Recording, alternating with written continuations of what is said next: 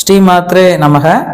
அதாவது நவக்கிரகங்கள், இந்த நவக்கிரகங்களால நமக்கு சிறு சிறு உபாதைகள் வந்துட்டு இருக்கோம். அந்த நவக்கிரகங்களுக்குன்னு உள்ள அதி தேவதைகள், நவக்கிரகங்களுக்கான காரக தெய்வங்கள்னு சொல்லுவாங்க. அந்த தெய்வங்களை வழிபட்டால் அந்த நவக்கிரக பாதிப்புகள் விலகும்.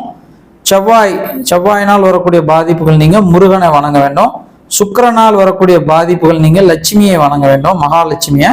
புதனால் வரக்கூடிய பாதிப்புகள் நீங்குவதற்கு பெருமாள் வணங்கணும். சந்திரனால் வரக்கூடிய பாதிப்புகள் நீங்குவதற்கு அம்பாள் வணங்கணும்.